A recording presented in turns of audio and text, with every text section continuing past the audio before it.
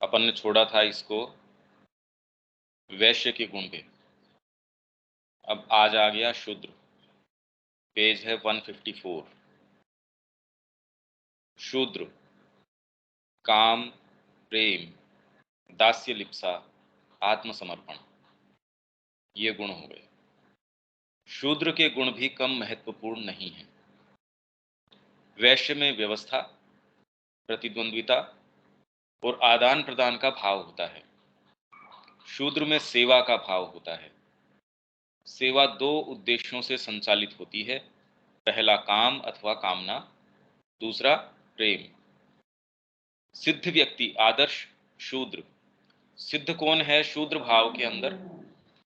अगर वर्ण व्यक्ति को प्राप्त हुआ है शूद्र का, उसके अंदर सिद्ध कौन है, आदर्श स्थिति में कौन है? इस काम को संसार के शारीरिक कुशल क्षेम की कामना का तथा इस इच्छा का रूप ले लेना चाहिए कि भौतिक रूप से उसे संसार को कोई भी कमी नहीं हो। शूद्र में व्याप्त प्रेम वैश्य की तरह नहीं होता, क्योंकि वह कोई प्रतिफल नहीं चाहता। वैश्य वृत्ति है वो प्रतिफल चाहती है, जो देती है उसके प्रतिफल में कुछ चाहती है। यह शूद्र के तीसरे गुण सेवा करने की इच्छा से चालित होता है। और यह सिद्ध मनुष्य शूद्र में सिद्ध जो हो चुका है, सब में व्याप्त ईश्वर की सेवा करने की इच्छा बन जाती है। यह दास्य लिप्सा है। शूद्र स्वभाव की पूर्णता आत्मसमर्पण में है, प्रतिदान की मांग किए बिना स्वयं को देने में है। यह आत्मसमर्पण है।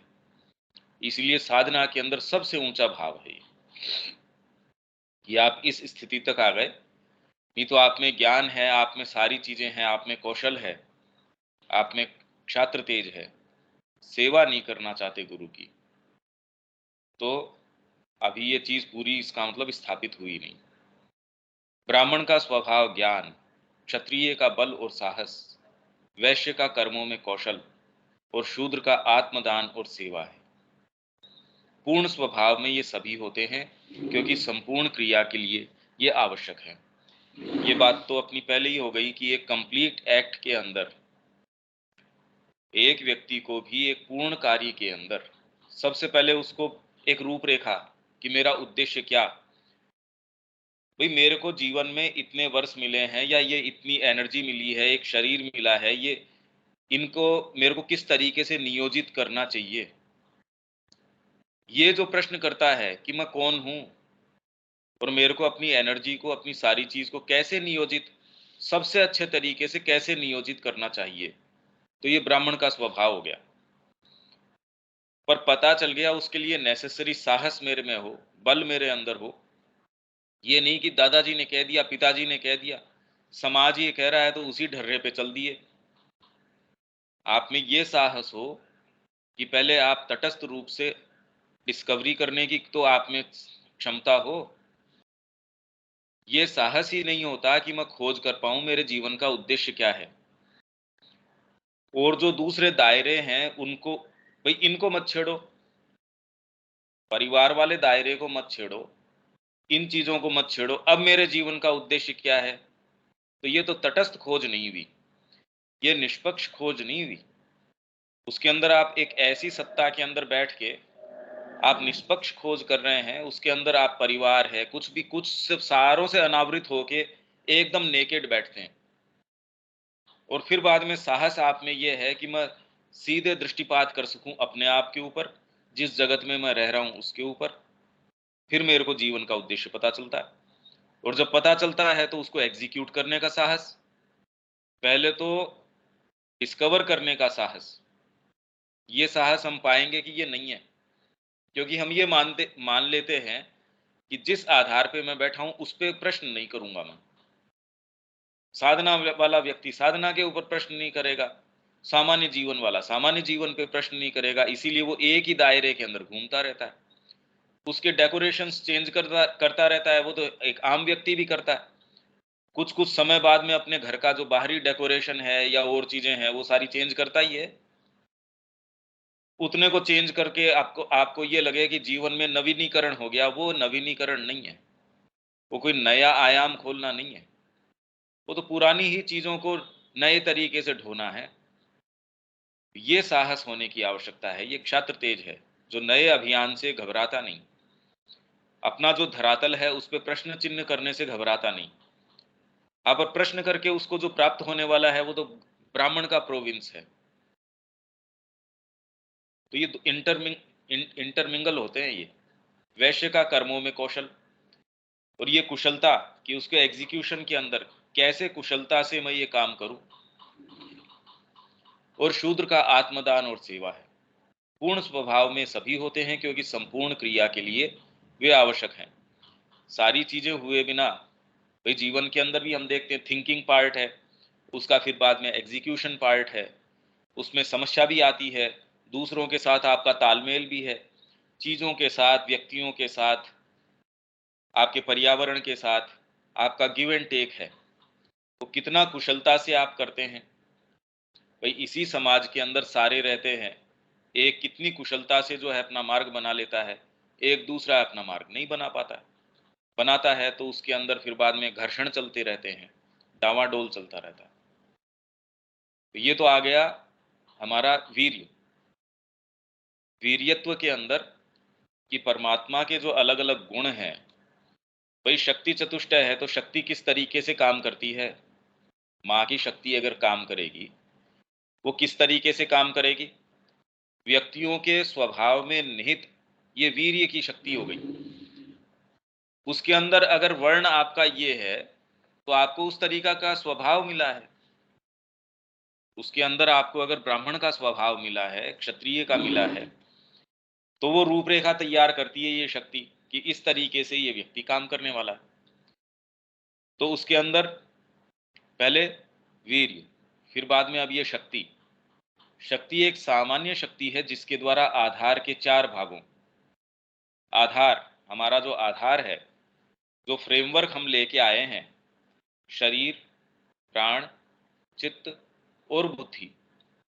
भाई जनरली हम कहते हैं मन प्राण शरीर, मन के इन्होंने दो पार्ट कर दिए। शरीर और प्राण तो अपने स्थान पे हैं, चित्त और बुद्धि ये दो कर दिए मन के। क्योंकि मनस अपने आप के अंदर, ये हम पढ़ के गए हैं, मनस अपने आप में इंद्री भी है और एक वाहिका भी है। उसके अंदर से प्रवेश करते हैं कैसे, चित्त के अंदर से इंद्रियों के अंदर प्रवेश करते हैं, इंद्रियों के अंदर से मनस में प्रवेश करते हैं, मनस से बुद्धि में चीजें प्रवेश करती हैं। ये तो नीचे वाली जब ऊपर वालों में हस्तक्षेप करती हैं, जबकि वास्तविक आपकी सीट होनी चाहिए बुद्धि, जो आलोकित है आपके और विज्ञान की दूसरी शक्तियों की हमने बात करी थी, जो आपके अंदर श्रुति है, स्मृति है, दृष्टि है, विवेक है, अंतर्विवेक है, अंतर्भास है, इंट्यूशन है, भाई रेवलेशन है, फिर आपको इंस्पिरेशन है, इंट्यूशन है, फिर डिस्क्रिमिनेशन है, आप में विवेक है। ये शक्तियां आके बुद्धि को आलोकित करें, बुद्धि फिर बाद में मन को और सारे हमारे तंत्र को आलोकित करें। तो इसको इन्होंने दो पार्ट कर दिए। इसके में से प्रत्येक को पूर्णता की उच्चतम अवस्था में रखा जाता है। शक्ति मतलब इसमें शक्ति है का मतलब अपनी आइडियल स्टेट में काम कर रहा है। शरीर के अंदर शक्ति है का मतलब हाँ वो क्रिया कर रहा है, और जितनी ही आप कम करवाते हो इसका मतलब पूर्णता नहीं है उसके अंदर, और पूर्णता है इसका मतलब आप पूरी एनर्जी से काम कर रहे हो। कोई रेलवे इंजन शक्ति से चल रहा है, भाई इतना इसका हमने मानक तैयार कर रखा है, उसके ऊपर ये चल रहा है। ये मोटर है इतने एचपी की है, इतने हॉर्स पावर के ऊपर ऑपरेट करती है। या ये जनरेटर है, इतनी बिजली इसकी कैपेसिटी है, ये इतनी जनरेट करना चाहिए। तो अपने मानक के जितनी वो जनरेट कर रहा है, तो इसका मतलब अपनी सही शक्ति की अवस्था में, उच्चतम अवस्था में चल रहा है, वो पूर्णता की स्थिति के अंदर है। शरीर की पूर्ण अवस्था में चार चीजें होती हैं। सर्वांगी हल्क मतलब ये चार, लघुता है, बलम है, महत्व है। तो ये जो चार, ये जो सामर्थ्य की बात चल रही है इसमें, एक तो सर्वांगी हल्कापन, लघुता का बोध, बल और ऊर्जा का बोध, बलम, एक निश्चित द्रव्यमान और बल, महत्व का बोध, तथा कितनी भी महान और शक्तिशाली ऊर्जा की कितनी भी तीव्र और सतत क्रिया को बिना किसी तनाव या प्रतिक्रिया के धारण करने की शक्ति, क्षमता। तो इसलिए लघुता, बलम, महत्व और धारण सामर्थ्य, चार चीज हो गई ये शरीर की। नहीं तो आपके साधना के अंदर भी आप ये देखेंगे, यदि गहराइयों में आप जाते हैं, धारण सामर्थ्य अगर नहीं होगी तो धीरे धीरे शरीर आपको रोगों को रिफ्लेक्ट करना शुरू कर देता है। और जनरली यही होता है। आप साधना के अंदर गए तो हम पहले भी देख रहे थे, इसके अंदर आपकी शरीर के शुद्धिकरण की प्रक्रिया के अंदर हो सकता है डायरिया हो जाए, हो सकता है आपको भयंकर रूप से हीट लगने लगे, भयंकर कोल्ड लगने लगे। हाँ, उनकी जो वास्तव में जिनके आधार के ऊपर क्रिया हो रही है उनकी बात चल रही है। हम हर कहीं इसको लगा के और सोचे मेरे साथ ये प्रक्रिया हो रही है, तो ये सुनिश्चित तो आइदर तो कोई गाइड है, उसके गाइडेंस में ही आप इसमें सेल्फ श्योर हो सकते हो। अदरवाइज तो आप ये कहें कि मेरे साथ योग की ये प्रक्रियाएं हो रही हैं और सीरियसली अभी तक योग अपनाया ही नहीं है, तो वो गलत जगह ट्रांसपोज करना हो गया। ये शरीर की हो गई। हम पहले भी इसको एक अलग तरीके से पढ़ के गए हैं। इसमें प्रैक्टिकली आप क्या कर सकते हैं? भाई हम क्या करें इस बात का, ये इस तरीके की चीज है। प्रैक्टिकली इसके अंदर खाली यही है कि हम तो अपने आप को माँ के प्रति खोल दें। जितना ही आपका साइकिक सामने आके इन सारी चीजों को ग्रहण कर पाएगा। भाई धारण सामर्थ्य किस चीज की है कि अंदर रेजिस्टेंस कम से कम हो, माँ से जुड़े रहेंगे, नेसेसरी शुद्धिकरण होगा, आधार का जो बलम है, दृढ़ता है, उसके अंदर जो कुछ भी आना है वो अपने आप आ जाएगा। भाई इसमें आप अपने अहंकार के शक्ति सामर्थ्य से करेंगे तो उसमें तो विचारे में इतनी सामर्थ्य नहीं है कि वो उसको धारण कर सके। अहंकार तो ऑलरेडी कुछ नहीं है हमारे अंदर, तो उसको धारण नहीं कर पा रहा। तो यदि थोड़ा बहुत कुछ सामर्थ्य हमारे अंदर आ जाए, थोड़ा बहुत कुछ हमारे अंदर कोई चीज खुल जाए, कुछ हम देख पाए, वो तो बड़ा मुश्किल है फिर बाद में उसको धारण कर पाना। ये शरीर के आधार पे है, ये तो शरीर की बात चल रही थी। प्राण की पूर्ण सिद्ध स्थिति आधारित है प्राणिक शक्ति की परिपूर्णता, पूर्णता के बोध में, एक सामान्य स्पष्टता और प्रफुल्लता। मतलब आप किन्हीं भी कंडीशंस के अंदर हैं, प्राण आपका विक्षुब्ध नहीं हो रहा। विक्षुब्ध कब होगा? जब आपके अंदर कामना है, कामना की पूर्ति नहीं हो रही। प्राण का अभी यदि आधार है कामना, तो उसके अंदर हमेशा हमेशा ही वो विक्षुब्ध होगा, पूर्णता की स्थिति में नहीं है। भाई मैं कोई चीज चाहता हूं तो परिपूर्ण कहाँ हूं? तो परमात्मा ही एकमात्र परिपूर्ण है, उनको चाह नहीं है कोई चीज की। तो यदि आप उस चीज से जुड़ना शुरू कर देते हैं, अपनी अंतरात्मा से जुड़ना शुरू कर देते हैं, उसके प्रकाश को यहाँ लाना शुरू कर देते हैं, तो धीरे धीरे उसका जो प्रकाश है, उसके एट्रीब्यूट्स हैं, ये शेयर करना शुरू कर देता है। और जब वो शेयर आप करते हैं, तब आपने आप में एक स्पष्टता, प्रफुल्लता, कितना भी आप काम कर लेते हैं उसके अंदर प्रफुल्लता है। सभी अनुभवों, आघातों, संपर्कों में समभाव, कामना के बिना, पर साथ ही बिना थकावट और परितृप्ति के संसार के भोग का आनंद लेने के सामर्थ्य में। संसार के जो भोग हैं उसका आनंद आप ले सक रहे हो। आप भोजन भी सही तरीके से तब कर पाते हैं जब उसके प्रति आपकी आसक्ति न हो। भाई जिस व्यक्ति की पर्टिकुलर किन्हीं चीजों के प्रति आसक्ति है, वो उस भोजन का भी सच्चा रस तटस्थ तरीके से नहीं ले सकता। तो यदि आपका आकर्षण है, आपकी आसक्ति है, आप तटस्थ तरीके से किसी चीज को नहीं देख सकते, तब तक आप उसका भोग नहीं लगा सकते। यदि आपको विकर्षण है, कोई चीज को देख के आपके यूं विकर्षण होता है, घृणा होती है, रिपल्शन आता है, तो आप उसका भोग नहीं लगा सकते, आप उसको उसके यथास्थान नहीं रख सकते। यह भोग सामर्थ्य है। शरीर में हो गया धारण सामर्थ्य, यह भोग सामर्थ्य। और हमारा ये आप पाएंगे ये बहुत ही थोड़ा होता है। न धारण सामर्थ्य है, भोग लगाने का तो सामर्थ्य है ही नहीं, क्योंकि तृष्णा इतनी जबरदस्त है, भोग कैसे लगाएंगे हम? हमारी आसक्ति इतनी जबरदस्त है, व्यक्तियों के साथ तटस्थ रूप से हमारा कितने जनों से संपर्क है, हम कितना आनंद ले पाते हैं कितने जनों से। ये सामर्थ्य नहीं है। और वही कोई एक अंतरंग व्यक्ति हो जाए हमारे, अब उसके साथ आप सच्चा सुख ले नहीं पाते। अब उससे आप अंतरंग किसको मानते हैं?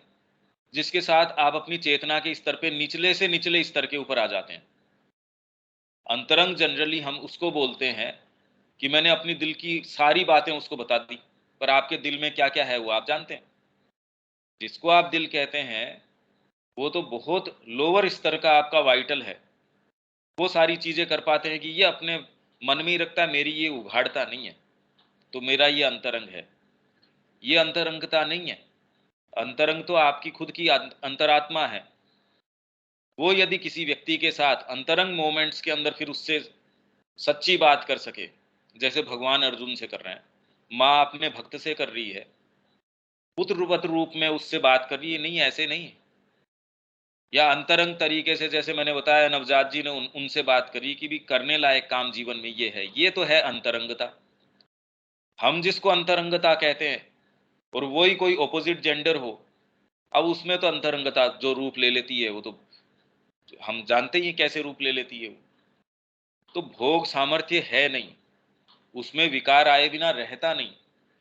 तो सच्चा भोग तो यदि हम उस स्थिति के अंदर हैं, प्राण उसके अंदर उसमें स्थित है, तो वो भोग लगा पाता है, नहीं तो भोग किसका लगाओगे आप। तो भारतीय संस्कृति के अंदर आप ये देखिए जितना तरीके से वो भोग लगा रहे हैं जीवन का, क्योंकि सारे को माध्यम बना लिया अंतरात्मा का, इसलिए विपन्नता कभी यहाँ कोई आदर्श नहीं रही, संपन्नता। और ये तो बड़ा नजदीक का रिकॉर्ड मिलता है कि हर परिवार के पास ये चीजें थी। विपन्नता तो थी ही नहीं, पर सबके पास इतने तो पशु थे, इतनी लैंड होल्डिंग थी, सबके पास अपना एक निजी बगीचा था, सबके पास ये चीजें थी। घर के ऊपर एक गरीब से गरीब भी व्यक्ति है, उसके पास ये चीजें मिलती थी। और जीवन के अंदर सादगी थी, तो कोई विपन्नता का कोई परिचायक नहीं है वो। भाई मेरे को आवश्यकता नहीं है इतने तामझाम इकट्ठे करने की, मैं बिल्कुल सादगी से रह रहा हूं, मेरे को ना पंखे की आवश्यकता है, न मेरे को एसी की आवश्यकता है। तो ये विपन्नता की नहीं, ये संपन्नता की स्थिति है। विपन्नता कब है? यदि मेरे अंदर कामना है, तो फिर तो चार एसी भी कमरे में लग रहे हैं, मेरे अभी भी उसके ऊपर ये है कि मेरे को ये वाली चीज और चाहिए, तो अभी मैं गरीबी की स्थिति में हूं और मेरे को आवश्यकता नहीं है उन चीजों की। मैं संपन्न हूं अपनी आत्मा के अंदर। पर वहां तो बाहरी संपन्नता, सारी चीजें हमको देखने को मिलती है, तो हमको ये समझना पड़ेगा कि इसका वास्तव में अर्थ क्या है। भोग सामर्थ्य किस चीज का है? क्या है भोग? आप ये देखिए कि एक एक मंदिर के अंदर इतनी इतनी निधियां हैं यहाँ अभी भी, जो पूरी की पूरी एक राष्ट्र की इकोनॉमी को खरीदने के लिए पर्याप्त है। मुस्लिम आक्रांताओं ने एक एक मंदिर का जब वर्णन किया है, वो कह रहे हैं भी हम, क्योंकि ये हमारे धर्म के अंदर है कि इसको तोड़ना तो पड़ेगा, पर पूरे इस राष्ट्र का धन या जितनी भी वैभव है सारा भी लगा दिया जाए तो ये वाली चीज तो नहीं बन सकती। ये एक पिलर नहीं बन सकता। ये किस तरीके से बनाया इन लोगों ने? अब बताओ, वो जब ये वर्णन कर रहे हैं तो अपने आप में क्या वैभव रहा होगा और लोगों को क्या उसके अंदर आनंद रहा होगा। आप उनके आनंद की कल्पना नहीं कर सकते, जिन्होंने कालजयी मूर्तियां बना के हमारे लिए रख दी। और पूरा राष्ट्र जो है ऐसी चीजों से भरा है, जहां जाओ वहां आपको ऐसे स्पिरिचुअल डायनमो बता रहे हैं इनको। कृष्ण प्रेम कह रहे हैं यहाँ मंदिर मंदिर नहीं है, ये तो स्पिरिचुअल डायनमो है, शक्ति के केंद्र हैं ये। और जगह जगह जगह जगह ये केंद्र है। अब आपकी शक्ति कम थोड़ी हो सकती है, ये बताओ। थोड़ी सी शक्ति कम हुई, चले गए वहां, हो गया भंडारा आपके तो शक्ति का। थोड़ा सा कमजोरी आई, चले गए गुरु जी के पास, चले गए आश्रम के अंदर। पूरा वातावरण ही इस तरीके का है। आप भी थोड़ा सा मन में ऐसा महसूस करते हैं, चले गए माँ के पास, उनकी वाणी सुन ली, उनका ये कर लिया। दूसरा जो इसके स्रोत को नहीं समझता, वो तो ये सोचता है ये क्या कर रहे हैं, बेवकूफ लोग हैं। अरे बेवकूफ क्या, आपके सत्ता के अंदर इतनी इतनी चीजें हैं, सारी अपनी अपनी मांग रखती हैं। उनकी यदि आप पूर्ति न कर सको और खाली आपके जो पशुता है उसकी मांगों को ही पूरा करो, मेरे शरीर को मैं सुख कर दूं, मेरे आंखों को मैं इतना अच्छा सीनरी सामने बगीचा बना दूं, ये कर दूं, शरीर को आराम मिलना चाहिए, और उसमें सेंसेशंस इतने बढ़िया कि रोज नित मेरे को तो जो भी मेरी कामनाएं हैं उनकी पूर्ति। आप विदेशों के अंदर देखेंगे, सारा प्रयास ये है कि आपके मन में कोई चीज आ जाए, वो आपको होनी चाहिए। नैतिकता अनैतिकता के प्रश्न की भी अब छूट हो गई वहां तो। भाई स्त्री पुरुषों के बीच संपर्क है, अब वो उन्होंने वैसी डॉल्स बनानी शुरू कर दी, अब आवश्यकता ही नहीं है। आदमी तो मर जाएगा, पर आप जीवित उस साइज की ले आएंगे, इतनी महंगी है, आपको बिल्कुल ऐसे जीवित जैसी, आपसे लड़ाई भी नहीं करेगी। यदि आप उसको प्रोग्राम कर देंगे तो वो आपको जितना चाहेंगे उतना लड़ाई कर लेगी। हम कह रहे हैं ये कल्पना है, अरे कल्पना नहीं, ये तो आप जान ही नहीं रहे कि क्या क्या हो रहा है। तो आपके कामनाओं को, आपकी लोअर वृत्तियों को जितनी मिल सकती है उससे ज्यादा छूट दी जा रही है, और लोग ज्यादा से ज्यादा विपन्न होते जा रहे हैं। इतनी साइकोलॉजिकल वहां विपन्नता है, इतनी इतनी डिप्रिविटी है कि वो भारत की ओर मुड़ रहे हैं, भाई यहां चलो। तो हरे कृष्णा मूवमेंट जो है वो वहीं के कारण तो आया। अभी भी जितने लोग यहाँ टर्न करते हैं भारतीय, तो उनमें बहुत कम है। और आध्यात्मिकता का मूवमेंट भारत के अंदर तो हमको बहुत कम नजर आता है। थोड़ा सा भी यहाँ का कोई गुरु है, कोई महात्मा है, तुरंत वहां उसको कि बड़े बड़े उनकी आश्रम हैं, बड़े बड़े केंद्र हैं, बड़ी बड़ी उनकी सारी चीजें हैं। यहाँ नारद भक्ति सूत्र के ऊपर उतनी उतनी वहां चल रही है। अब कौन सी चीज है, क्यों है ये चीज, ये हमको समझना पड़ेगा कि जितना हम कामना के आधार पे हमारी प्रकृति के निम्नतर भागों के ऊपर यदि हम क्रिया करते हैं, वो आपको ज्यादा से ज्यादा विपन्न बना देगी। और जितना ही आप आत्मा की निधियों के पास जाते हो, आपको आंतरिक तरीके से संपन्न बना देगी। और यदि आप आंतरिक तरीके से संपन्न है तो बाहरी संपन्नता भी आएगी। मेरे चित्त में तसल्ली नहीं है, मैं आनंद में नहीं हूं, क्या क्रिएट करूंगा? व्यापार में भी क्रिएट नहीं करूंगा, अपने व्यक्तिगत जीवन में भी कुछ मैं आनंद नहीं कर सकता, तो मेरा परिवार में भी घर्षण होगा, समाज के अंदर भी घर्षण चलता रहेगा। अब मैं आया और चला गया, तो मैंने बेसिकली खुद अपने जीवन में तकलीफ पाया, और दूसरों के जीवन में जिनके मैं संपर्क में रहा उनके जीवन को मैंने कष्टकर बना दिया। अब यही सारा काम राष्ट्रीय स्तर के ऊपर चल रहा हो, सोचो कैसी स्थिति हो, जिसमें हर इकाई तकलीफ में है। ऐसा राष्ट्र समृद्ध कैसे हो सकता है जिसके अंदर आपका जो इकोनॉमिक्स है, वो आपको क्या बताती है कि जितना ही आप सेल्फ सेंटर्ड होगे, इकोनॉमी उतनी ही फ्लरिश करेगी। जितना ही आप अपने ऊपर केंद्रित होगे, जितना ही आपके अंदर प्रतिद्वंदिता की भावना होगी कि मैं दूसरे के सिर के ऊपर पांव रख के आगे चला जाऊं, उतना ही इसके अंदर जो है जीडीपी आपकी बड़ी ऊपर चली जाएगी। पर इसको आप करके देख लो, जितनी विपन्नता उन देशों के अंदर आ रही है उतनी कहीं देखने को नहीं मिलती। तो सच्ची चीज, आपकी सच्ची संपन्नता, भोग सामर्थ्य कहाँ है? वहां भोग लगा ही नहीं पा रहे। भाई मेरी इतनी जबरदस्त तृष्णा है कोई भोजन को लेके, वो भोग कहां से लगा लूंगा? वो मेरा भोग लगा रहा है, मैं थोड़ी उसका भोग लगा रहा हूं। मैं अपनी टेक्नोलॉजी को थोड़ी काम में ले रहा हूं, टेक्नोलॉजी तो मेरे को काम में ले रही है। मोबाइल पे लग गया तो जितनी आवश्यकता है मैं चाहूं उसको छोड़ थोड़ी सकता हूं। तो पहले तो धारण सामर्थ्य, भाई अभी तो हमारे पास कुछ है ही नहीं जो धारण करें। फिर भोग सामर्थ्य प्राण के अंदर, चित्त के अंदर क्या है? प्रेम सामर्थ्य, और बुद्धि के अंदर ज्ञान सामर्थ्य। चित्त की पूर्ण सिद्ध स्थिति आधारित है भावना की समृद्धता और प्रसन्नता, स्निग्धता। आप हमेशा ही, नहीं तो भाई चित्त गड़बड़ है, हमेशा ही आप पाएंगे चित्त के अंदर से बेसिकली तो आपका सबकॉन्शियस है, वो आप में पता नहीं क्या क्या चीजें देता रहता है। तो जब तक, इसीलिए श्री अरविंद ने कहा कि जब तक ये चीज है, यहाँ दिव्य जीवन की परिकल्पना करना, अवतार तक भी आ गए, स्थापित कुछ नहीं हुआ आज तक। तो जब तक दिव्य जीवन यहाँ नहीं आता, कोई भी शुभ चीज स्थायी रूप से यहाँ संसिद्ध नहीं हो सकती। तो हमेशा आप स्निग्धता में हैं, प्रसन्नता में हैं, प्रचुर नैतिक शक्ति और ऊर्जा। नैतिक शक्ति, अगर नैतिक शक्ति भाई आपकी कब रह सकती है? झूठ नहीं बोलना चाहिए, पर मन के अंदर, चित्त के अंदर तो कितनी कितनी चीजें हैं, उसको आप निग्रह से रोक लेते हैं, नहीं मेरे को ऐसा नहीं करना चाहिए। नैतिक शक्ति के अंदर ये है, मैं कहता तो नहीं, पर आंखों से मैं जो नजरिए से जो देखता हूं चीजों को, यही नैतिक शक्ति जब हम अपने आदर्श काल में, रामायण के युग में नैतिक शक्ति, राम जी कह रहे हैं मेरा जो भाव है, सीता जी को जब देखा, मेरा जो भाव है वो दूसरे तरीके का आ रहा है, जबकि रघुवंशियों के कभी सपने के अंदर भी मन नहीं डोल सकता, इसका मतलब हमारा इनसे कोई संपर्क है, हमारा इनसे कोई नाता है। अब ये नैतिक शक्ति, हम में से कौन ऐसा कहने की स्थिति के अंदर है कि हमारा सपने के अंदर भी मन नहीं डोलता? हाँ, हम समझदार हैं, एक्सप्रेशन नहीं देते। किसी होटल के अंदर गए, हमको सारी चीज खाने का मन है, या किसी कोई फल की दुकान के सामने है या कोई पकवान की दुकान के सामने है, उसमें जैसे जैसे जो चीजें उठती हैं, पर हम शो ऑफ इस तरीके से करते हैं, नहीं नहीं मेरे को ऐसी कोई बात नहीं है। या व्यक्तियों के प्रति, ऑपोजिट आपका जो जेंडर है उसके प्रति, या स्थितियों के अंदर कि मैं इसमें चोरी न कर लूं, इसमें झूठ न बोल जाऊं, इसको तो फिर भी एक अलग बात है।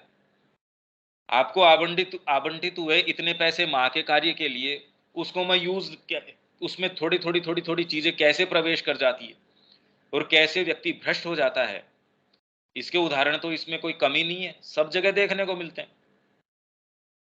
वो महात्मा जी हैं, वो भ्रष्ट हो गए जी, वो ये हैं, वो भ्रष्ट हो गए, क्योंकि भ्रष्ट व्यक्ति की तो सूचना क्या है, वो तो भ्रष्ट है ही ऑलरेडी। पर जहां हम मानते हैं कि भाई इसमें तो नैतिक शक्ति होनी ही चाहिए थी, वहां कौन सी चीज है, ये चित्त के अंदर से ये ऐसी ऐसी चीजें आती हैं आपके पास, वो पूरा अरेंजमेंट कर देती है, ऐसा वातावरण बना लेगी।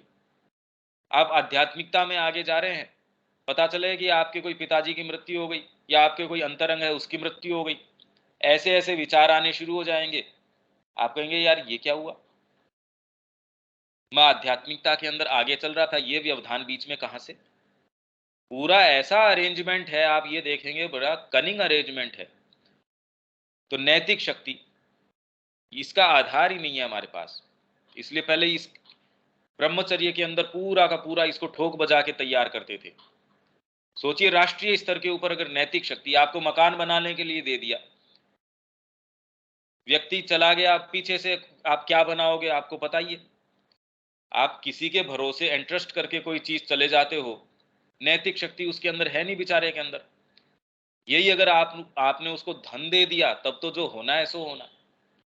लोग इतना अच्छे भाव से कोई भी अभियान शुरू करते हैं और अल्टीमेटली करप्ट हो जाते हैं, या तो पैसे से, या पद से, या कोई और चीज से। साधना में जाएंगे तो अपनी मान, अपनी कीर्ति, उस चीज से ये इनकी शक्ति डावाडोल हो जाती है, गिर जाते हैं वो।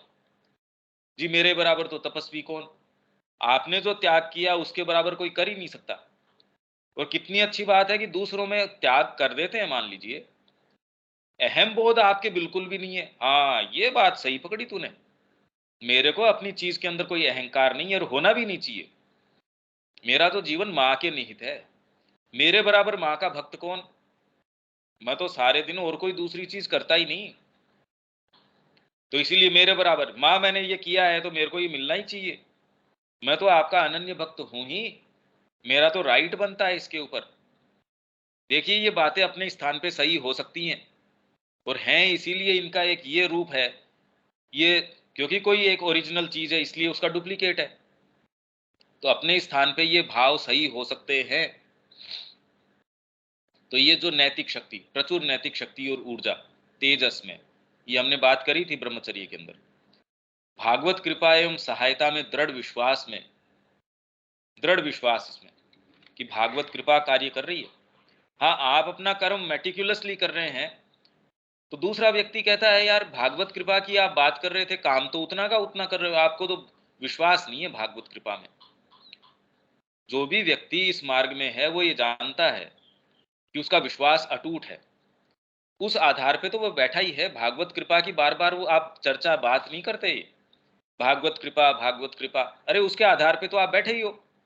कौन सी चीज है जो आपको जीवन में इसमें सस्टेन कर रही है?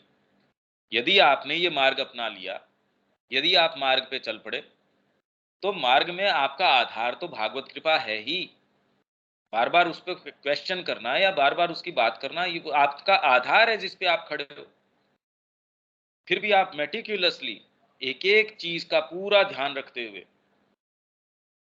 कुरुक्षेत्र के अंदर भगवान ने एक एक सारी चीज का पूरा किस तरीके से किया हो।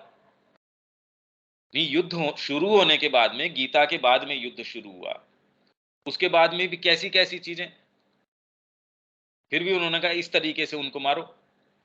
भगवान का अगर हस्तक्षेप नहीं हो हर स्तर के ऊपर, तो ये तो खत्म हुए पड़े थे। न इनसे द्रोणाचार्य का नाश हो, न इनसे जो है आपके भीष्म पितामह मरे, न कर्ण मरे, कोई सा ही नहीं मरे इनसे तो, न दुर्योधन मरे।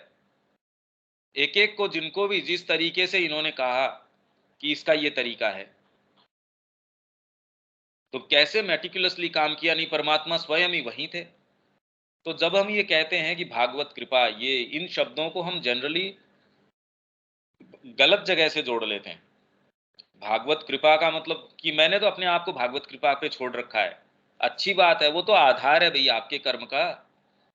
कर्म छोड़ नहीं देना, कर्म तो शुरू होगा यहां से। जनरली लोग उल्टा करते हैं कि अब कृपा ही जब हो गई, भागवत कृपा के ऊपर जब मैंने छोड़ दिया, निश्चेष्ट हो जाओ। तो निश्चेष्ट तो जिस भाग में होना है उसमें हो जाओ। शरीर थोड़ी कोई निश्चेष्ट हो गया, वो तो अभी भी सांस ले रहा है, हार्ट है वो अभी भी पंप कर रहा है, ब्रेन अभी भी क्रिया कर रहा है, ये भाग तो नहीं हुए। तो आपके अंदर जब जब तक ये बोध है, और फिर बाद में आप क्यों रुकना चाहिए भाई, अब तो आधार पे इस पे काम करना चाहिए आपको। तथा मंगल कल्याण श्रद्धा में के सामान्य बोध में, और सभी प्राणियों और सभी वस्तुओं के प्रति असीम प्रेम की क्षमता में, यह प्रेम सामर्थ्य है। हम इसको समझ नहीं सकते, इसलिए इसकी क्या चर्चा करें। हम अभी इसके लिए तैयार ही नहीं है, समझने के लिए भी, कंसीव करने के लिए भी तैयार नहीं है हम। मतलब आधार तैयार नहीं है। ये नहीं कि हम नहीं चाहते, हम चाह के भी इसको कंसीव करने की भी स्थिति में हम नहीं है, मैं ये कहना चाह रहा हूं। बुद्धि की पूर्ण, अब ये बुद्धि की बात आ गई, पूर्ण सिद्ध अवस्था आधारित चिंतन क्षमता की एक सामान्य शुद्धता और स्पष्टता, विशुद्धता और प्रकाश में। अभी ये वाली बात भी नहीं है कि हम क्लियर कट, जो इंद्र का प्रोविंस है ये, जो किन्हीं भी लोअर जो हस्तक्षेप से मुक्त है, वो बुद्धि आपकी, वो है इंद्र। तो जब उसका वज्रपात होता है तो वो सारी चीजों को छिन्न भिन्न कर देता है। तो इसीलिए इंद्र की जो शक्ति है, भाई आपकी बुद्धि आई, उसने जीवन को देख के, अरे ये क्या क्या है, किसमें कर रहे हो, जीवन का मुद्दा थोड़ी है ये। तो वही व्यक्ति जो बरसों जबरदस्ती एक खाली उसमें घसीट रहा था, उसी दलदल में धंसा हुआ था, एक आपके प्रत्यक्ष बोध आ गया। पता नहीं आप इसको महसूस करते हैं या नहीं करते। अगर माँ की वाणी न हो, श्री अरविंद की वाणी न हो, इस जीवन के अंदर कोई आशा बचती है? मतलब अगर उसको आप थोड़ा सा हटा के देखिए, जीवन में कोई आशा नहीं है, अपने आप में ड्रजरी है ये, एक विभत्सता है। मतलब ऐसे जीवन का सामना कैसे किया जा सकता है? इसमें क्या चीज ऐसी है जो एंटाइसिंग हो? कोई चीज ऐसी नहीं है। बुद्धि एक बार ये स्पष्टता देख ले इस संसार की, कि इसमें अपने आप में तो कोई मायने ही नहीं है। इसीलिए जब सावित्री कहती है all is too little that the world can give, अब ये हमने पढ़ लिया, ये स्पष्टता आई नहीं, इसलिए वर्ल्ड के पीछे लग रहे हैं, उससे तो चिपटने के लग रहे हैं। पढ़ लो चाहे, हाँ हाँ हाँ हम समझ गए, वर्ल्ड आपको जो दे सकती है ऑल इज टू लिटिल। उसके जो गिफ्ट्स हैं आपके, वो तो बहुत कोई छोटे गिफ्ट हैं। क्या गिफ्ट हैं जो वर्ल्ड आपको दे सकता है? वो तो आपको समस्याएं दे सकता है। कितनी जल्दी हम उससे पिंड छुटाएं, माँ के चरणों के पास चलें। अब ये स्पष्टता आती नहीं। एक क्षण इस स्पष्टता का आ जाए जो आपको ये दिखा दे कौंध के अंदर, ये इंट्यूशन की शक्ति है। तो इसलिए विज्ञान की शक्तियां हमारे अंदर काम नहीं करती। ये रिवील हो गया कि अरे ये है, कौन सी चीज थी, माँ के पास गए दर्शन के समय, खाली उनके सामने से गुजरे, गुजरने के अंदर लोग कहे भी हो गया अपना काम, तो जीवन भर कभी वापस गए ही नहीं। कौन सी चीज खुली भी उनकी? खाली बाहरी नेत्रों से देखते, क्या दिख जाता उनको? वो फोटो तो हम रोज ही देखते हैं। क्या दिखा उनको? कौन सी शक्ति थी जिसने स्पष्टता से देख लिया, और किस पार्ट ने निर्णय कर लिया? मतलब आप में एक आधार की तैयारी भी चाहिए। नहीं देखते रहो आंखों से, आपको कुछ नजर नहीं आता। परमात्मा तत्व हमारे चारों ओर है और हमको नजर नहीं आता। ये बुद्धि की स्पष्टता कि ये संसार दे क्या सकता है मेरे को। कोई भी केंद्र, कोई भी आध्यात्मिकता, कोई भी योग क्या दे सकता है मेरे को। मैं तो कह रहा हूं परिवार से चिपटना तो खैर एक बिल्कुल अलग बात है, पर योग से भी चिपटना कि मैं तो इससे चिपट रहा हूं मैं, तो ये भी कोई बहुत अच्छी स्थिति नहीं है। इसमें भी जब पूषा आती है, जब नया प्रकाश आता है, वगैरह यार कहाँ मैं अपने जबरदस्ती ये खूंटे से बंधा हुआ हूं। ये योग पद्धति, वो योग, सारे को उठा के सारे की पोटली बनाई और सारे की वो एक बत्ती बना के माँ के ऊपर चढ़ा दी और वो जला दिया उसको। तभी निर्विकल्प समाधि जो योग की परिणति जिसको मानते हैं, उसके अंदर जाने के बाद भी जब वो वापस आए रामकृष्ण जी, तो काली के पास चले गए और उनको प्रणाम किया। तोतापुरी के मन में ये कि यार ये क्या हुआ।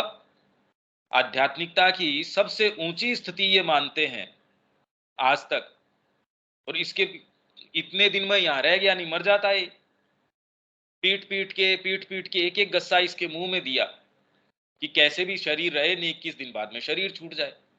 अब ये बेवकूफ इस समाधि से बाहर, समाधि तो निश्चित रूप से थी इसकी, निर्विकल्प समाधि थी, हाईएस्ट स्टेट है, उसके बाद में ये जाके माँ के पास जा रहा है। कैसा बेवकूफ आदमी है।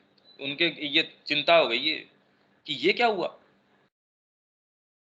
बाद में एक समय उनके ये मन में आया भी, ये शरीर थोड़ा सा गड़बड़ करने लग गया उनका कि मैं इस शरीर को क्या समझता हूँ। जैसे वो धारण सामर्थ्य है, ये है, उनके अंदर जबरदस्त ये सामर्थ्य थी। तो कहा कि मैं इसको नदी के अंदर डबो देता हूँ, इसके अंदर गंगा के अंदर मैं डाल देता हूँ। तो बहाव तेज था गंगा का कि आज रात को जाके चुपचाप अपने इसके अंदर बहा देते हैं। मैं क्या समझता हूँ शरीर को, ये रोक रहा है मेरे को अपनी अवस्था के अंदर जाने से। शरीर परेशान करता है तो आप ध्यान की अवस्था में भी जाने में भी, कहीं मेरे को दर्द है, ध्यान में नहीं जाने देता वो, या आपकी जो भी स्थितियां हैं उसमें नहीं जाने देता कि भाई अब ये थोड़ा सा परेशान कर रहा है, इसको आज फेंक देते हैं गंगा के अंदर।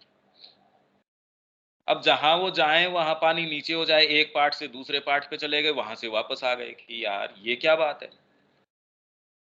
धीरे धीरे तब जाके उनके ये चीज बुद्धि के अंदर आई कि आप जैसा जिस तरीके से सोच रहे हैं वैसी चीजें नहीं है। आप जो समाधि अवस्था, ये अवस्था, वो अवस्था जगदम्बा आपको देती है, ठीक है, आप जैसे खिलौने से खेलते हो, खेल लो आप। तो आज आज तक की जितनी भी आध्यात्मिकता है वो खिलौना है बेसिकली, पर हमारे लिए तो फिर भी बहुत बड़ी हो रही है। ये बुद्धि के अंदर जब एक बार गोंद के रूप में जो पूरा ग्राउंड, घूप अंधेरे में खड़े, चारों तरफ तूफान आ रहा है, बारिश आ रही है, हाथ को हाथ नजर नहीं आ रहा कहां जाऊं, ऐसे के अंदर बिजली एक कौंदती है, आपको एक पर्सपेक्टिव दिखा देती है, अच्छा इस दिशा में हूं मैं एक पहाड़ की पगडंडी के ऊपर हूं, अरे अभी तो गिर जाता, सामने ये है, मैं कहां खड़ा हूं। ये जो बुद्धि के अंदर जो एक प्रकाश आता है, इसीलिए मैं कह रहा हूं कि यदि माँ की वाणी न होती, श्री अरविंद की वाणी न होती, क्या आशा है इस जीवन के अंदर। एटलीस्ट मेरे को नजर नहीं आती, क्योंकि हम क्यों नहीं चीजों को छोड़ पाते। यदि हमको ये कोंद मिल जाती तो हम बातें तो करते हैं श्री अरविंद की माँ की, पर उसको छोड़ने ही तैयार नहीं है, हमारे फ्रेमवर्क को तोड़ने तैयार नहीं है। इसका मतलब अभी वो कोंद हमको मिली नहीं, अभी वो इंट्यूशन, अभी बुद्धि का ये प्रकाश आया ही नहीं। हम जिसको बुद्धि कहते हैं वो अभी उसका आविर्भाव हुआ ही नहीं, ये इसका प्रमाण है। इसलिए ये समझिए कि इन शब्दों का आध्यात्मिकता में जिस तरीके से प्रयोग किया जा रहा है, हम उनको सामान्य तरीके से ये बुद्धि है, ये अरे वहां नहीं है भाई। बुद्धि की पूर्ण सिद्ध अवस्था आधारित है चिंतन क्षमता की एक सामान्य शुद्धता और स्पष्टता, विशुद्धता और प्रकाश में आता ही नहीं है प्रकाश। इसलिए हम इसको कहते हैं ज्ञान प्रकाश। प्रकाश आ गया इसमें, तो क्या प्रकाश आ जाता है वैसे तो। क्या वो व्यक्ति भोजन नहीं करता, समाज में नहीं रहता, क्योंकि मां श्री अरविंद तो समाज से या इससे जीवन से पलायन की बात नहीं कर रहे, वो तो यहां इसको संसिद्ध करने की बात कर रहे हैं। पर हम इसको गलत ट्रांसपोज कर लेते हैं कि पलायन मतलब अब परिवार के अंदर मेरे को तो ये लाइसेंस दे दिया इन्होंने कि मेरे को तो यहाँ बस, मेरे को जो जिनसे शादी हुई है, जिन जो मेरे बच्चे हो गए, अब इसी को ढोते रहो, इसी के अंदर पूर्णता करूं मैं, ये कुछ नहीं ऐसा कह रहे। इसका मतलब अभी बुद्धि का आविर्भाव हुआ ही नहीं, और उसी दायरे में हम आध्यात्मिकता भी कर लेते हैं। वो आध्यात्मिकता भी वैसी है जैसे हमने कमरे में ला के एक फोटो अच्छी टांग ली, बस। बोधों में प्रचुरता, परसेप्शंस आपके क्लियर हैं, और एक ही चीज के बारे में नहीं, जीवन के बारे में तो परसेप्शन लोगों का क्लियर हो सकता है, कई कितने महात्मा वगैरह हैं, पर अब इकोनॉमिक्स के अंदर मैं कैसे लेके आऊं इस आध्यात्मिकता को, हमारा क्षेत्र नहीं है। अरे तुम ऐसा कह रहे हो इसीलिए तो आज देश की स्थितियां जो हैं वैसी हैं। श्री अरविंद अगर उसको ऐसा ही छोड़ देते, अपनी कलम को मूक रखते वो इन चीजों के बारे में, क्या समझ जाते हम? न संस्कृति के विषय में समझते, न वेद के विषय में समझ, किसी चीज के बारे में नहीं समझते। बोधों की प्रचुरता तो देखो, परसेप्शंस की जो उनके अंदर जितना जो एम्पलीट्यूड है और जो प्रचुरता है उसकी, कितनी दिव्य है वो सारी चीज। व्यक्ति की एक चीज के बारे में कोई बोध नहीं होता, परसेप्शन कि जीवन में क्या करना चाहिए, ये चीज करनी चाहिए, एक परसेप्शन नहीं आता। और यदि ये बुद्धि की पूर्णता हो, सोचिए आपकी इस जीवन में आप क्या क्या कर सकते हैं, और ये सारी चीजें हमारे अंदर लेटेंट है। कौन सी चीज मारती है इस चीज को? कामना से मैंने भोजन कर लिया, या मैं अपने इंद्रिय माध्यमों से चल रहा हूं, तो आपके पास ये चीज नहीं आ सकती। हम में से कौन है जो इससे बच नहीं रहा? तो ये सारी चीजें, छोटी छोटी चीजें हमको ये हमारे शॉर्ट सर्किट कर रही है। हमारे जो सच्चे बोध आने चाहिए, मैं के ऊपर आधारित।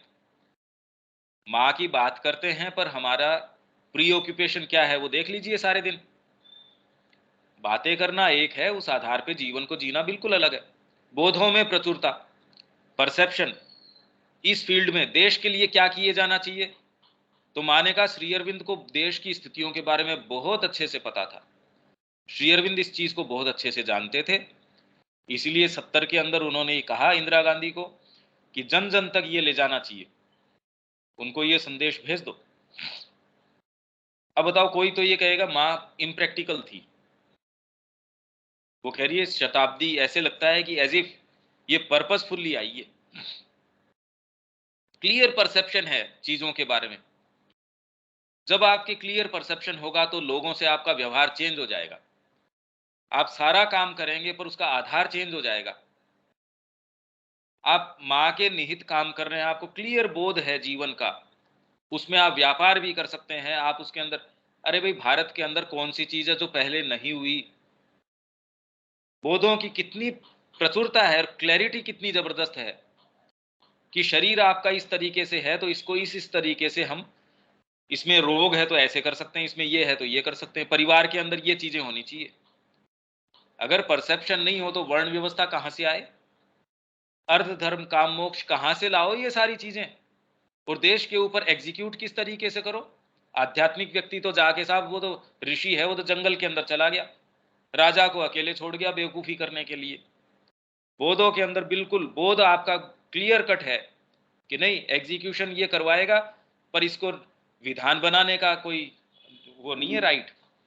विधान तो गुरु ही बना सकता है, और किसके ऊपर क्या लागू करेगा वो भी ये गुरु बताएगा पास में बैठ के कि ये पर्टिकुलर व्यक्ति आया है। शास्त्र का उन्होंने विधान बिठा दिया, सारे शास्त्र उन्होंने रच के दे दिए कि इसके अंदर ये पर्टिकुलर व्यक्ति है, इस वर्ण का है, इस आश्रम का है, इस पुरुषार्थ का है, इसके अंदर सत्व रजतम की ये स्थिति के अंदर है, देश काल पात्र की इस स्थिति के अंदर है, या और अपराध इसने जो किया है उसके अंदर इतना बनता है इसका, या अपराध है भी या नहीं है। ये निर्णय कौन करे? आप तो कहो इसने अपराध किया है, क्या वो अपराध है? पहले तो ये प्रश्न। उन परिस्थितियों के अंदर क्या वो और कुछ कर सकता था? भाई हम कंसीडर करते हैं कि इसकी मानसिक स्थिति ठीक नहीं है, तो उसको फिर बाद में हम अपराध उसका कम कर देते हैं। दंड विधान यहां भी पहले ये कंसीडर करता है कि ये माइनर है, तो उसका विधान अलग है। आत्मरक्षा में किया है, भाई इसने इसके ऊपर, इस लड़की के ऊपर आक्रमण कर रहे थे चार लोग, क्या करता है इसको बचाने के लिए ये काम किया, तो ये कंसीडर करते हैं ना आप।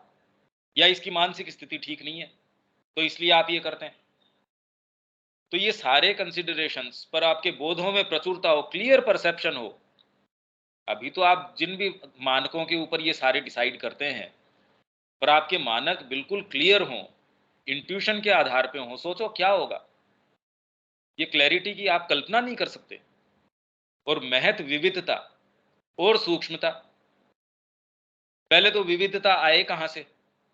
भई आप अगर एस्ट्रोलॉजी की बात करो, अब क्या कर लो उसके अंदर, जब तक आपके बोध और इंट्यूशन आपके जबरदस्त नहीं हो, और उसके अंदर भी इस व्यक्ति के साथ ये देख के बता दिया, इतना क्लियर परसेप्शन है महात्मा बुद्ध की कि या तो ये चक्रवर्ती सम्राट बनेंगे, या एक जो है दूसरी लाइन में गए तो उसके अंदर प्रकांड बन जाएंगे। क्लियर परसेप्शन है ये। कहां से आ गया? बिल्कुल सटीक समय, सटीक परिस्थिति, सारी चीज पहले से ही कह देंगे। और चीजों के बारे में संगीत है, स्वर है, जितनी बारीकियां और सूक्ष्मता है एक एक विद्या के अंदर, कहां से आ गई है? बुद्धि की पूर्णता। आप जो इनके वैदिक मैथमेटिक्स है उसके नियम अभी भी ये, इससे अगर कंप्यूटर के अंदर भी कंप्यूटिंग करे तो नहीं जान पा रहे कैसे। चांद की, सूरज की, इन सारों की गतियां, आपके इवन गैलेक्सी की जो केंद्र है उसका इन्होंने बता दिया। तो ये कह रहे हैं ये टेक्नोलॉजी तो हमने अब डेवलप करी है, इन लोगों के पास क्या था? जो मंदिरों का निर्माण किया, जो इन्होंने जिस तरीके से तराशा है, पूरी की पूरी गुफाओं को तराश दिया, आज हमारे पास इतनी टेक्नोलॉजी होने के बाद भी आज हम नहीं सुनते कि किसी गुफा को ऐसे तराशा गया हो। आज हमारे पास टेक्नोलॉजी होने के बाद, पैसा होने के बाद, सारी चीज होने के बाद, ऐसा कहीं सुनने को नहीं मिलता कि किसी व्यक्ति ने किसी पूरी केव को काट के तराश दिया हो और उसमें नाम न छोड़ा हो। ये जोरदार बात। छोटी सी चीज करेंगे, एक छोटी सी कोई चीज बना लेंगे और उसमें नाम छोड़े बिना, वहां उन्होंने पूरे के पूरे ऐसे भव्य चीजें, और जो कि तोड़ दी इन लोगों ने। लाइब्रेरियां जो कितने महीनों तक पूरी छावनी बना के वहां उस पे भोजन पकाया है, कैसा साहित्य रहा होगा। और साहित्य मतलब सोचिए आप, एक एक पुस्तक के अंदर जो जो रहस्य इन्होंने उजागर किए, ये बुद्धि की पूर्णता है। मैं इसलिए इसमें डेप्थ में जा रहा हूं, ये सारी हमारे अंदर है। तो ये कहाँ है? ये आप बहुत ज्यादा कल्टीवेट कर लिया आपने, कितनी भी 20 पीएचडी कर ली, 50 पीएचडी कर ली, हर सब्जेक्ट में कर ली, तो इनफैक्ट आप ज्यादा प्रूफ हो गए, आपके पास ज्ञान नहीं आ सकता अब, क्योंकि आप तो अपने अहंकार बोध के अंदर भर गए। ये कि चीजें तो ऐसी ही होती हैं, परिवार तो ऐसे ही चलाना पड़ता है। अरे पर हम ऐसा क्यों बोले? हमारी संस्कृति ने तो दिखाया है कि ऐसे नहीं होता। और कहीं भी कोई सीमितता या कोई असमर्थता महसूस किए बिना किसी भी प्रकार के ज्ञान को ग्रहण करने और स्वयं को उसके अनुरूप अनुकूलित करने की मन की शक्ति में परकाया प्रवेश। अगर आप विद्याओं की बात करो तो अष्ट सिद्धि, अरे कौन सी ऐसी संस्कृति है, साइंस फिक्शन तक में भी उनकी कल्पना यहां तक नहीं जाती जो इन्होंने एक्चुएट कर दी। और श्री अरविंद ने उसका अभ्यास करके योग, रिकॉर्ड ऑफ योग के अंदर जिसको हम पढ़ रहे हैं, उसके अंदर डॉक्यूमेंटेशन कर दिया उसका। वो उसकी ये मान रहे हैं कि मैंने ऊंची से ऊंची उड़ान कल्पना की करी साइंस फिक्शन के अंदर, तब जाके वो कोई बहुत छोटी सी चीज, और वो भी कितनी घटिया लगती है। वो ये कह रहे हैं कि विज्ञान की शक्तियों में तो कह रहे नहीं नहीं, अष्ट सिद्धियों को इसके अंदर, ये तो शरीर वाली हैं, इसको यहां नहीं काम में लेना। विज्ञान की शक्तियों के अंदर तो आपके अंदर रेवलेशन है, जिससे वेद आए हमारे, जो हमेशा ही आधार है। विश्व की जितनी भी संस्कृतियां हैं उन्होंने अपना भोजन कहां से लिया? भाई जितनी भी संस्कृतियों में जो भी कोई विचारक रहे, ईसा है उन्होंने यहां से लिया, बुद्ध है उन्होंने वेदों से लिया, किन्होंने भी, जिन्होंने भी लिया है उसका एक एक अंग खाली लेके। इवन आपके मोहम्मद जो है, श्री अरविंद कह रहे हैं इनको वैदिक कल्चर ने आत्मसात कर लिया होता, यदि ये नहीं कहते कि नहीं हम इसको टॉलरेट नहीं करते, तो इसको भी रूपांतरित कर दिया होता। क्योंकि वेद तो एक ही परिवार के अंदर आपके चार तरीके की चीजें हैं, उनको भी आराम से अकोमोडेट करता है। एक कहता है ये एकेश्वरवाद है, तो कहा हाँ बिल्कुल। दूसरा कहे अनिश्वरवादी है, तो कहता हाँ इसमें भी क्या दिक्कत है, क्योंकि ईश्वर की आप कोई मूर्ति नहीं कर सकते। और है भी और नहीं भी है, इति इति भी है और नेति नेति भी है, क्योंकि आप क्या निरूपण कर सकते हो? हाईएस्ट निरूपण भी करके परमात्मा को आप उसमें बांध नहीं सकते। और ये कह के भी आप उसको नहीं बांध सकते, क्योंकि हम देखते हैं वो बंधा हुआ है। आप एक पेंसिल रख के जाते हैं, 4 साल बाद अपने घर में आते हैं, तो आप ये जानते हैं पेंसिल वहीं मिलने वाली है। पत्थर जहां रख के गए थे, वो पत्थर आपको वहीं मिलने वाला है। तो बांध भी सकता है, और ऐसा करके वो अपने आप को अबद्ध भी रखता है। और हमारे ये जितने भी निरूपण हैं ऊंचे से ऊंचे, वो भी कहते हैं इसको नेति नेति, वो इनमें बंधता नहीं है। तो हमारे बांधने के विचार को, न बांध सकने के विचार को, वो उससे ट्रांसेंड भी कर जाता है, और फिर भी इसके अंदर आ जाता है। इसीलिए भौतिक विज्ञान काम कर पाता है।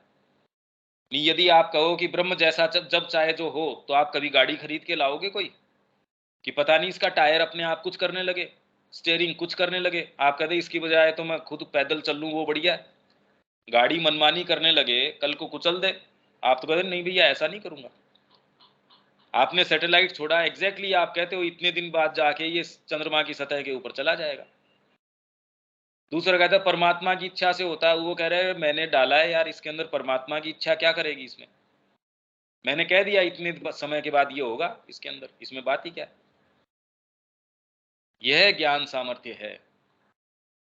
अब इसमें जितनी गंभीर बातें हैं, ये हम जिस तरीके से बुद्धि को और इन चीजों को लेते हैं, बहुत ही सतह के ऊपर लेते हैं। बहुत बड़ी चीज है।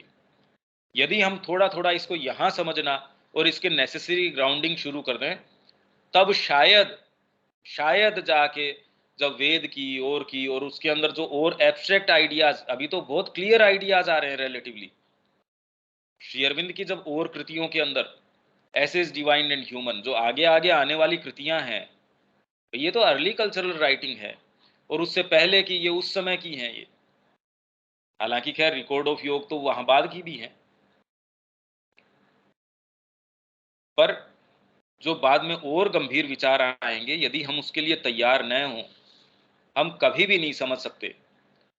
जबकि इतना कोलाहल है श्री अरविंद के सत्रों का, चारों तरफ लोग पता नहीं कितना कितना कोलाहल आजकल कर रहे हैं, पर कहीं ये बात आज तक आपने नहीं सुनी कि ये चीज क्या है इस तरीके की बुद्धि, क्या क्या मतलब हुआ इस बुद्धि का, कैसे लिंक करें, कैसे क्या है। अब इसके अंदर ये बड़ी गंभीर बातें आई है रविकांत जी। एक एक से अब हमारे पास आगे नहीं जाए जाके, एक एक से इसमें उसके रिफ्लेक्शंस ले लेते हैं।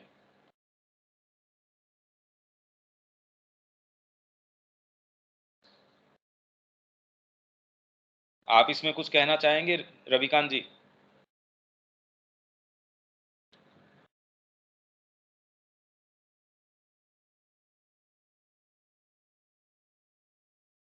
शब्या जी? भैया ये दूसरे तरफ से सबको खोल रहा है, इसको बार बार पढ़ के अभ्यास में हो रहा था अंदर से, लेकिन समझ नहीं रहे थे कि क्या है। जैसे नहीं, ये इसमें जितना शक्ति। शब्या जी, हम्म, आप पॉइंटेडली हम्म, इसमें जो अब हमने सब्जेक्ट पढ़ा है उसके ऊपर बताइए, हाँ, क्योंकि ये इतने हम इसी के नहीं भी ऊपर समझ हम रही बोल है रहे वो हैं सारी भैया। बातें, तो ठीक है। अब इसमें जैसे आप चित्त, प्राण की है, जैसे आज, इसमें आप हाँ, पॉइंटेडली चीज बताओ, तब वो फ्रूटफुल हाँ, बात है। क्योंकि ये तो मैं खुद कह रहा हूं एक कि ये आज बात, से पहले इस हाँ तरीके भैया, की न कोई चर्चा हुई, न कभी सुना।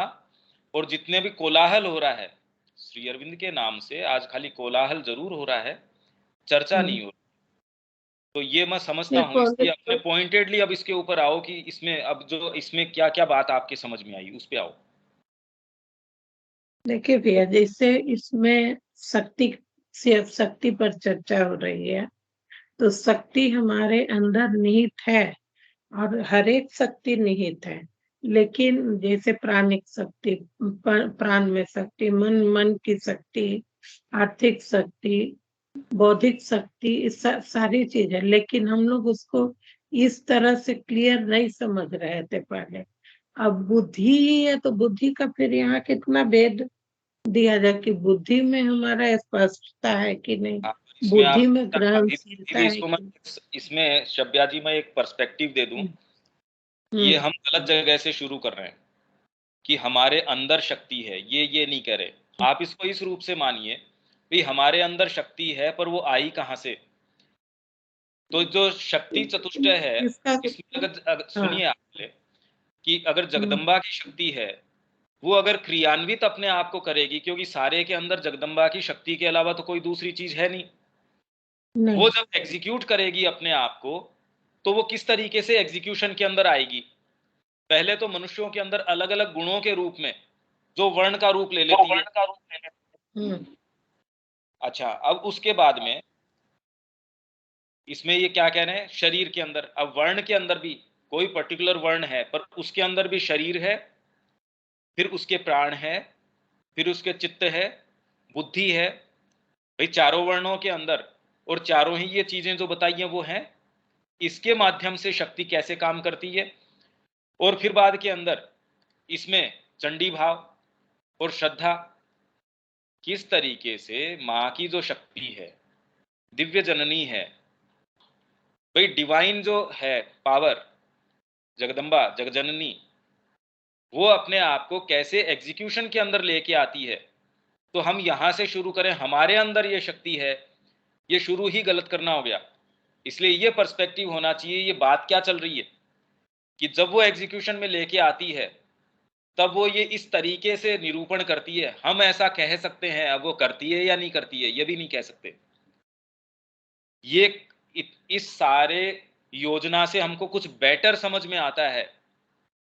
हम निश्चितता से ये भी नहीं कह सकते कि वो ऐसा करती है। अरे हमारे कोई भी फ्रेमवर्क है, आसमान के अंदर हम अपने अंगुली से कोई संरचनाएं बनाए, आसमान में संरचनाएं थोड़ी बन जाएंगी। हमने कोई डिजाइन बनाई हो आसमान में, ये अंगुली करके, बच्चा अंगुली करके कर लेगा, क्या होगा उससे? तो वैसे ही हम कितनी भी ये ज्ञान सामर्थ्य, ये सामर्थ्य, वो सामर्थ्य, ये ऐसा है कि चीजों को हम बेटर समझ जाएं।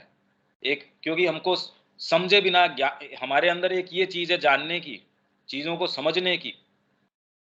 तो ये श्री अरविंद सारा निरूपण करने के बाद भी कहते हैं कि हाँ, एवोल्यूशन भी एक इस क्रम विकास जो है वो सारी चीज को बेटर एक्सप्लेन करता है। बाकी मैं ये नहीं कहता कि यही अल्टीमेट चीज है और सारी इस अभिव्यक्ति को इस तरीके से देखा जाना चाहिए। वो तो कह रहे एक तरीका है ये। तो इसलिए शुरुआत हम यहां से नहीं, इसलिए बाद में दैवी प्रकृति, ये हमारे अंदर, इसीलिए बार बार मैं कह रहा हूं कि हमारे अंदर जब रिफ्लेक्शन इसका इस तरीके से और अपनी आइडियल स्टेट में इस तरीके से, हम चूक जाते हैं। ये शब्द जो है हमको इंप्रेशन नहीं आता, वो इसलिए नहीं आता क्योंकि अनुभव नहीं है इन चीजों का। वर्ण के अंदर भी मैं बार बार आपसे कहता आया हूं, जैसे आत्मश्लाघा, तो मैंने कहा आइडियल स्टेट परमात्मा की, तो ये आत्मा की ये है कि उसको अपना गुणगान, क्योंकि उसके अलावा कोई दूसरी चीज है ही नहीं। जब वर्ण के अंदर, व्यक्ति के अंदर उसके अहम में आती है, तब क्षत्रिय के अंदर उसके अंदर की अपनी बड़ाई, इसके लिए चारण है, भाट है, वो सारे वो रखते थे और उसका अपना औचित्य है। तो मैं पूरी देर ये कहता लाया हूं, अगर आपने ध्यान दिया हो, कि अपनी शुद्ध अवस्था में ये, तो शुद्ध अवस्था कोई मनुष्य की थोड़ी है। और यदि मनुष्य की शुद्ध अवस्था हम बोलते हैं तो भी शुद्ध उसको बोलते हैं जिसमें मां की शक्ति ट्रांसपेरेंट तरीके से, बिना किसी व्यवधान के आपके थ्रू रिफ्लेक्ट कर पाए। और व्यक्ति अपने आप में क्या है? हम अपने आप में कुछ भी नहीं है। जगत को हम जिस तरीके से देखते हैं इंद्रियों के माध्यम से, वो भी यदि हमारे अंदर देवताओं की शक्ति न हो, वही जगत को एक छिपकली क्या देख लेगी यदि आपके अंदर इंद्रियों के पीछे देवता, मतलब जब हम देवों की बात करेंगे कि आप ये यज्ञ करते हैं तो ये वाले देव पुष्ट होते हैं, ये काम करते हैं तो ये देव पुष्ट होते हैं। तो माँ ने कहा, श्री अरविंद ने जिस तरीके से ये वर्णन किया बड़ा एस्थेटिक तरीका है। वेदों के अंदर जिस तरीके से इन्होंने कहा है, मातृवाणी में एक स्थान पे माँ कह रही है, पर ये शब्द से हमने पढ़ भी लिया हो, हम क्या समझें इसको? अब मैं कह दूं ये एस्थेटिक तरीका है, क्या समझे हम इस बात को? क्या आप समझ पा रहे हैं? ये हमारे अंदर की बात नहीं है, ये अब कैसे समझाऊं मैं इस चीज को? हाँ जी शब्या जी।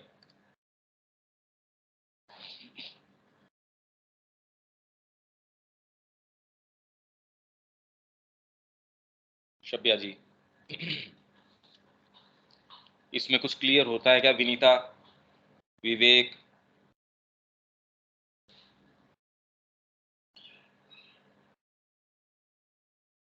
हाँ भैया, बहुत सारा परिप्रेक्ष्य क्लियर होते जा रहा है और एक भाव जो खुलकर आ रहा है, अपने आप को उत्सर्ग करने की भावना खुद ब खुद बढ़ते जा रही है। पर ये चीजें कभी भी समझ नहीं आएंगी जब तक आप प्लंज नहीं लेंगे। जब तक आप इस जीवन के अंदर नहीं आएंगे, आपको कल्पना में भी नहीं आ सकता कि ये जगत इस तरीके का है, और ये समझाया नहीं जा सकता। लिखित के अंदर सारी चीजें श्री अरविंद की हैं, वो नहीं समझाई जा सकती, तो और कितना क्या समझाया जा सकता है। माँ का सारा साहित्य है, श्री अरविंद का सारा साहित्य है। इसलिए वेद रहस्य के अंदर श्री अरविंद कह रहे हैं वेद की ऋचाएं इसी तरीके से हैं। जो दीक्षित नहीं है, जो इनिशिएट नहीं है, उसके लिए वो वैसे ही है, गाय आपके साथ चल रही है, दूध आपको देगी नहीं, वो आपको कुछ भी नहीं देने वाली है। ठीक है, आपके पास उसकी ऋचाएं हैं, आप उसका मंत्रोच्चार करते रहो, जाप करते रहो, उससे मिनिमम आपको कोई इफेक्ट है वो है। मातृवाणी हमने पढ़ भी ली होगी, हमने आज से पहले ये चीजें कितनी सुनी भी होंगी। आप भी कह रहे हैं इतने सत्र हमने सुने भी हैं, बातें भी हैं, सारी चीजें हैं। जब हम इस तरीके की बात करते हैं तो कुछ लोग तो इससे ठिठक जाते हैं, पीछे हट जाते हैं, अरे भाई ये बातें तो, कुछ ये कहते हैं हम आध्यात्मिकता में नहीं जा रहे। पर ये तो समझो कि हमारे अंदर ये लेटेंट पावर्स हैं, और आध्यात्मिकता के नाम से ऐसे डरते हैं पता नहीं वो मेरे को निगल जाएगी। जिस तरीके का निर्माण ये संस्कृति करके गई है, जिस तरीके की चीजें, जिस तरीके की निधियां ये करके गई है, हमको खाली डर इस चीज से है कि हमारा अज्ञान चला जाएगा, हमारा एक बहुत छोटा सा दायरा है वो निश्चित रूप से चला जाएगा। भाई पशु को मनुष्य की चेतना दे दी जाए तो उससे ये चीज छीन ली जाएगी कि उसकी पशु की चेतना है वो चली गई, और वो बेचारा तकलीफ में आ जाएगा। वो पहले जिस तरीके का जीवन जी रहा था उसमें जरूर व्यवधान आ जाएगा, वो नहीं जी पाएगा। और तो कोई खतरा नहीं है इसके अंदर, और हमको उसी चीज का खतरा है भाई, मैं वो नहीं रह पाऊंगा, पता नहीं मेरे साथ क्या होगा। गौरव इसमें कोई बात, विनीता? जो जो थे वही रह जाएंगे, तो रूपांतर रूपांतर का जो प्रोसेस में हम लोग चल रहे हैं वो कैसे होगा? एक को तो छूट, जो थे उसको तो छूटना ही है, तब तो हम नया को धारण करेंगे। उसी से तो डर लगता है। हाँ हाँ, उसी डर से तो नहीं लगता है। ये सब को जानने सुनने से उसके तरफ अब अलग दृष्टिकोण बदल रहा है। ठीक बात है, पर अब आपका जो अहम है उसका अपना अहम डर रहता है। अहम अब दूसरे में जो पहले दिखता था, अब अपने पता चल जाता कि ये हम यहाँ पर हमारा अहम आगे हो रहा है, हम पीछे हो रहे हैं। पर वो अहम नहीं है, जिसको आप अहम सोच रहे हो वो तो अहम नहीं है, वो बिल्कुल अलग चीज है। ये धीरे धीरे देखते हैं, अगर क्लियर कर पाएंगे तो। हाँ, जिसको हम अहम बोलते हैं वो अहम नहीं है। ठीक है, इसको यहाँ छोड़ते हैं, कल फिर से हम शुरू करते हैं इसको यहाँ आगे तो से। सब भैया, हर शब्द का अंदर का अलग मीनिंग है, हर शब्द का, हाँ हर शब्द का मीनिंग। अभी हाँ हम लोग एक रीडिंग में वहां तक कैसे पहुंच गए जाएंगे, हाँ। लेकिन हाँ, रिवील तो कर रहा है, हम्म। इसमें कोई संदेह नहीं है कि अब एक ही ये जो चारों भाव आ गया, ब्राह्मण क्षत्रिय वैश्य शूद्र, तो चारों तो समय समय पर हम ही लोग हैं। कभी ब्राह्मण हो जाते हैं, कभी क्षत्रिय हो जाते हैं, कभी वैश्य हो जाते हैं, कभी शूद्र हो जाते हैं। ये हम्म। चारों भाव तो हमारे अंदर, हाँ नहीं सही है। अलग अलग स्थान में, अलग अलग परिस्थिति में अलग अलग हो जा रहा है। पहले ये नहीं जानते थे कि ये चारों भाव क्या चीज को हाँ, दर्शाता मैं है। इसमें ये चाह रहा हूँ, ये हम्म। बातें सारी ठीक हैं, पर ये अभी भी मुद्दे को टारगेट नहीं कर रही। मैं ये चाह रहा हूँ कि एक चीज को पकड़ें और उसके अंदर हम उसके अंदर प्रवेश करें। कि मैं पहले से ज्यादा सीख रहा हूँ या ये चीजें रिवील कर रही हैं, ये इनसे तो उस मुद्दे पे तो प्रहार नहीं हुआ ना। उस मुद्दे से क्या फर्क पड़ा उसमें? जो हमारी मुद्दा तो जरूरत है। हमारा मेन है कि हमारी जो पशु प्रवृत्ति है, उस प्रवृत्ति में व्यवहारिक रूप से हमें क्या बदलाव नहीं हो रहा है कि नहीं। वो बाद की बात है। अभी हमारा तो ये है कि जो श्री अरविंद कह रहे हैं उसमें गहराई से प्रवेश करें। नहीं तो उसमें अगर गहराई से प्रवेश नहीं करेंगे, बुद्धि इधर उधर डोलती रहेगी, और अलग और विचार पैदा हो जाएंगे, जो पहले नहीं थे वो नए और पैदा हो जाएंगे, और ये हो जाएगा कि हम पहले से कुछ परिवर्तित हो गए, जबकि बुद्धि कभी भी आपका साथ देगी नहीं। तो ये खतरा हम अब मोल नहीं लेना चाहते। हम तो वास्तव में इस विषय की बात करना चाहते हैं। इसका अर्थ क्या है, वर्ण का अर्थ क्या हुआ, शूद्र का अर्थ क्या है, और इससे मतलब क्या हुआ इन बातों का, उसमें हम जाना चाहते हैं। ठीक है, हाँ भैया। इसको यहाँ छोड़ देते हैं। जय श्री। जय श्री